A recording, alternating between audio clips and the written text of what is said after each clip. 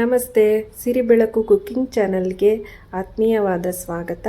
ಇವತ್ತು ಸಿಂಪಲ್ಲಾಗಿ ಕ್ವಿಕ್ಕಾಗಿ ರುಚಿಯಾದಂತಹ ಎಣ್ಗಾಯಿ ಹೇಗೆ ಮಾಡೋದು ಅಂತ ನೋಡೋಣ ಬನ್ನಿ. ಬದನೆಕಾಯಿ ಎಳೆಯಾಗಿರೋದನ್ನು ತೊಗೊಳ್ಬೇಕು. ಸೊ ಇದಕ್ಕೆ ಮಸಾಲೆ ಫಸ್ಟು ರುಬ್ಕೋಬೇಕು.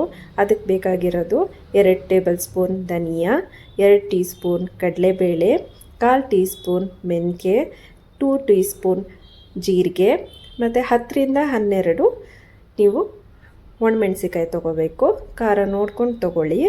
ಮತ್ತು ಒಂದು ಸ್ಮಾಲ್ ಬಾಲ್ ಸೈಜಷ್ಟು ಹುಣಸೆ ಹಣ್ಣನ್ನು ತೊಗೊಳ್ಳಿ. 1/2 ಕಪ್ಪಷ್ಟು ಕಡಲೆ ಬೀಜ ತೊಗೊಳ್ಳಿ. 2 ಟೀ ಸ್ಪೂನ್ ಬಿಳಿ ಎಳ್ಳು ಮತ್ತು ರುಚಿಗೆ ತಕ್ಕಷ್ಟು ಉಪ್ಪು, ಬೆಲ್ಲ ಮತ್ತು ಒಂದು ಅರ್ಧ ಬಟ್ಲಾಗುವಷ್ಟು ಹಸಿ ಕಾಯಿ ತುರಿ. ಇಲ್ಲಿ ನೀವು ಒಣ ಕಾಯಿ ತುರಿನೂ ಸಹ ಬಳಸಬಹುದು. ಒಂದು ಸ್ವಲ್ಪ ಒಂದು 7ರಿಂದ 8ರಷ್ಟು ಕರಿಬೇವಿನ ಸೊಪ್ಪನ್ನು ತೊಗೊಂಡ್ರೆ ಆಯಿತು.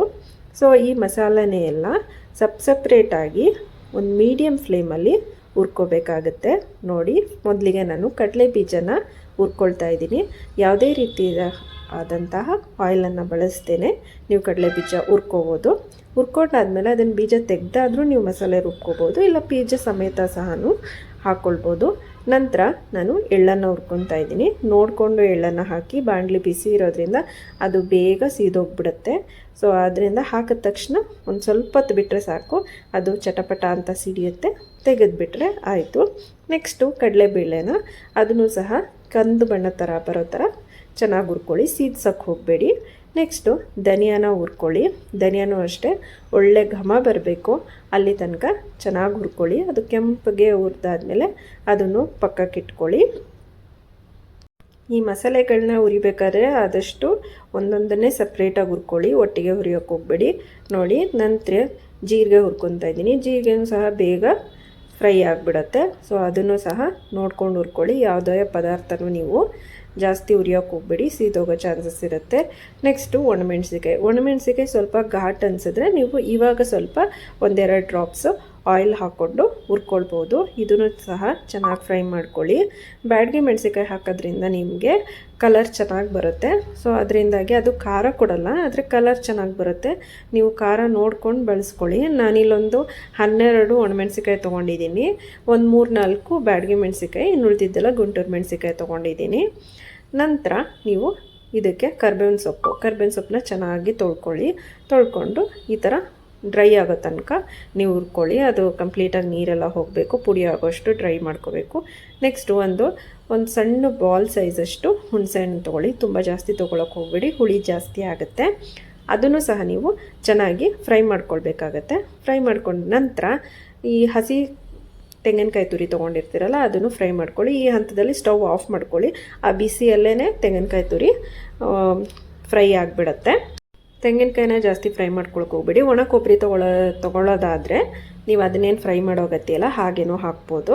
ಸೊ ಇವಾಗ ಒಂದೊಂದನ್ನೇ ತಣ್ಣಗಾದ್ಮೇಲೆ ನೀವು ಮಿಕ್ಸಿ ಜಾರಲ್ಲಿ ಹಾಕ್ಕೊಳ್ಳಿ. ಫಸ್ಟು ಧನಿಯಾ ಹಾಕ್ಕೊಂಡು ಚೆನ್ನಾಗಿ ಪೌಡರ್ ಮಾಡ್ಕೊಳ್ಳಿ. ಧನಿಯಾ, ಕಡಲೆಬೇಳೆ, ಜೀರಿಗೆ ಹಾಕ್ಕೊಂಡು ಪೌಡರ್ ಮಾಡ್ಕೊಳ್ಳಿ. ನಂತರ ಒಣಮೆಣಸಿಕಾಯಿ ಹಾಕ್ಕೊಂಡು ಪೌಡ್ರ್ ಮಾಡ್ಕೊಳ್ಳಿ. ಸಪ್ರೇಟಾಗಿ ಒಂದಾದ್ಮೇಲೆ ಒಂದು ಮಿಕ್ಸಿ ಮಾಡ್ಕೋಬೇಕಾಗತ್ತೆ. ಒಟ್ಟಿಗೆ ಎಲ್ಲನೂ ಹಾಕಿ ಮಿಕ್ಸಿ ಮಾಡೋಕ್ಕೆ ಹೋಗಬೇಡಿ, ಏನಕ್ಕಂದರೆ ಸವಿಯಲ್ಲ. ತುಂಬ ನೈಸ್ ಪೇಸ್ಟ್ ಬೇಕು ಅಂತಂದರೆ ನಾನು ಹೇಳೋ ಮೆಥಡ್ನೇ ನೀವು ಫಾಲೋ ಮಾಡಬೇಕು. ನಂತರ ಕಡಲೆ ಬೀಜ ಮತ್ತು ಎಳ್ಳನ್ನು ಹಾಕಿ ಪೌಡರ್ ಮಾಡ್ಕೊಳ್ಳಿ. ಇದನ್ನೇನು ನೀವು ಫುಲ್ಲು ಕಂಪ್ಲೀಟಾಗಿ ಪೌಡರ್ ಮಾಡಬೇಕು ಅಂತೇನಿಲ್ಲ, ಸ್ವಲ್ಪ ತರ್ತರಿಯಾಗಿ ರುಬ್ಕೊಂಡ್ರು ಚೆನ್ನಾಗಿರುತ್ತೆ. ಅದು depends on your taste.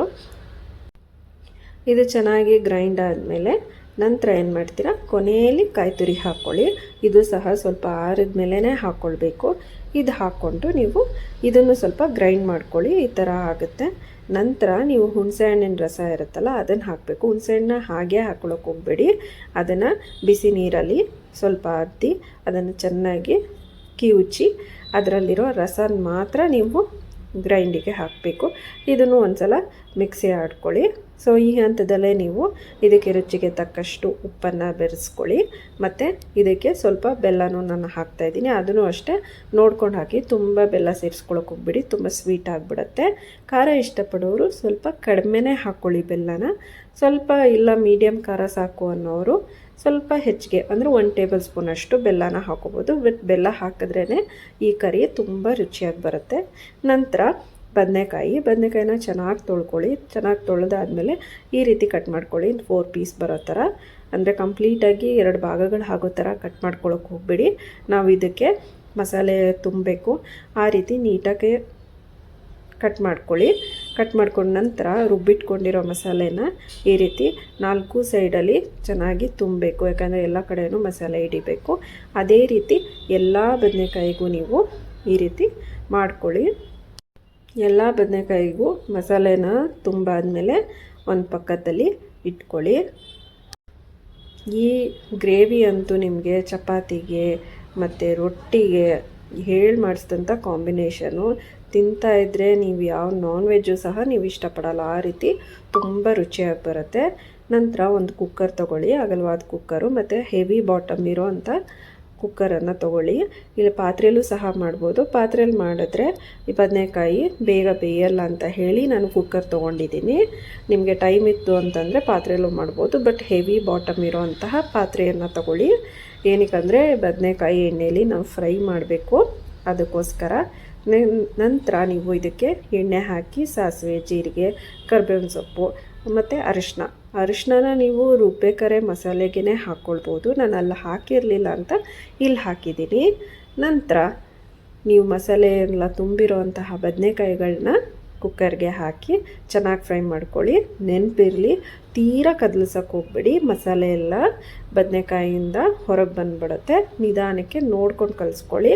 So ಅದಕ್ಕೆ ಸ್ವಲ್ಪ ಅಗಲ ಇರೋಂತಹ ಪಾತ್ರೆನ ತೊಗೊಂಡ್ರೆ ಬೆಟರು. ನಾನು ಇಲ್ಲಿ ಚಿಕ್ಕದಾದಂತಹ ತೊಗೊಂಡಿದ್ದೀನಿ. ಏನಕ್ಕಂದರೆ ಬದನೆಕಾಯಿ ಎಲ್ಲ ಚಿಕ್ಕದಿತ್ತು, ಅದರಿಂದ ಚಿಕ್ಕ ಕುಕ್ಕರ್ ತೊಗೊಂಡಿದ್ದೀನಿ. ನೀವು ಸ್ವಲ್ಪ ಅಗಲ ಇರೋದು ತೊಗೊಳ್ಳಿ. ಎಣ್ಣೆಯಲ್ಲಿ ಸ್ವಲ್ಪ ಬೇಯೋ ತನಕ ಬಿಡಿ. ಸ್ವಲ್ಪ ಅದು ಎಣ್ಣೆಯಲ್ಲಿ ಬೆಂದ ನಂತರ ಈ ರುಬ್ಬಿಟ್ಕೊಂಡಿರೋ ಮಸಾಲೆನೇ ಎಲ್ಲ ಹಾಕ್ಕೊಂಡು ಅದೇ ಮಿಕ್ಸಿ ಜಾರಿಗೆ ಸ್ವಲ್ಪ ನೀರನ್ನು ಬೆರೆಸ್ಕೊಳ್ಳಿ. ನೀರನ್ನು ಸಹ ಹಾಕ್ಕೊಳ್ಳಿ. ಕನ್ಸಿಸ್ಟೆನ್ಸಿ ನೋಡ್ಕೊಳ್ಳಿ, ತುಂಬ ಗಟ್ಟಿಯಾಗಿರಬಾರ್ದು, ಯಾಕಂದರೆ ಸೀದೋಗ್ಬಿಡುತ್ತೆ. ಅದರಿಂದಾಗಿ ಸ್ವಲ್ಪ ನೀರಾದರೂ ಪರವಾಗಿಲ್ಲ, ಯಾಕಂದರೆ ಬೆಂದ ಮೇಲೆ ಅದು ಗ್ರೇವಿ ಟೆಕ್ಸ್ಚರ್ ಬಂದೇ ಬರುತ್ತೆ. ಅದರಿಂದಾಗಿ ನೀರನ್ನು ನೋಡ್ಕೊಂಡು ಹಾಕ್ಕೊಳ್ಳಿ. ತುಂಬ ನೀರನ್ನು ಹಾಕೋಕ್ಕೂಡ್ದು. ಸ್ವಲ್ಪ ಮಿಕ್ಸಿ ಜಾರಲ್ಲಿ ಮಸಾಲೆ ಉಳಿದಿರುತ್ತಲ್ಲ, ಅದೆಲ್ಲ ಹೋಗೋ ತನಕ ಸ್ವಲ್ಪ ನೀರು ಹಾಕ್ಕೊಳ್ಳಿ. ನಂತರ ಕುಕ್ಕರ್ ಮುಚ್ಚಳನ ಮುಚ್ಚಿ 2 ವಿಷಲ್ ಕೂಗಿಸ್ಕೊಳ್ಳಿ. ಬದನೆಕಾಯಿ ಚೆನ್ನಾಗಿ ಬೆಂದಿರುತ್ತೆ. ಪಾತ್ರೆಯಲ್ಲಿ ಮಾಡೋದಾದರೆ 20 ನಿಮಿಷ ಬೇಯಿಸಬೇಕಾಗತ್ತೆ. ಕುಕ್ಕರಲ್ಲಿ 2 ವಿಷಲ್ ಆದರೆ ಸಾಕು, ಬದನೆಕಾಯಿ ಎಣ್ಗಾಯಿ ರೆಡಿ ಇರುತ್ತೆ. ಇದನ್ನು ಚಪಾತಿಗೆ, ಮುದ್ದೆಗೆ ಒಳ್ಳೆ ಕಾಂಬಿನೇಷನ್ ಆಗಿರುತ್ತೆ. ಇವನ್ ರೊಟ್ಟಿಗೂ ತುಂಬ ಒಳ್ಳೆ ಕಾಂಬಿನೇಷನ್ನು. ಹೀಗೆ ರುಚಿಕರವಾದ ಸಿಂಪಲ್ ಆಗಿರೋ ರೆಸಿಪಿಗಳಿಗೆ ನನ್ನ ಚಾನಲ್ನ ಸಬ್ಸ್ಕ್ರೈಬ್ ಮಾಡ್ಕೊಳ್ಳಿ. ಹೀಗೆ ಸಪೋರ್ಟ್ ಮಾಡ್ತಾಯಿರಿ. ಲೈಕ್ ಮಾಡಿ, ಶೇರ್ ಮಾಡಿ. Thank you for watching.